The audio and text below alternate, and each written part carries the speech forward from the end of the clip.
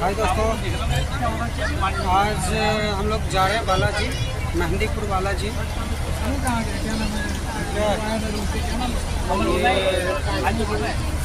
बस से जाते हैं, बस का सीन है। ये देख लीजिए, ये बैक साइड का है और फ्रंट का भी दिखाता हूँ। ये देखो दोस्तों,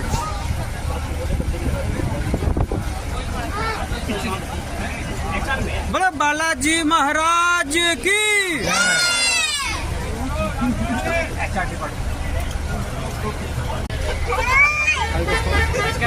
ये देखो हमारे जेपी भाई सबसे पीछे बैठे यहाँ पे, देख रहे हो इधर भी गंजा टकला, ये हमारे जेपी भाई हैं।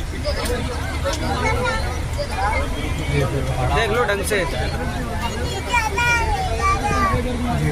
हाँ, और ये हमारा दीपक भाई है, देख रहे हो।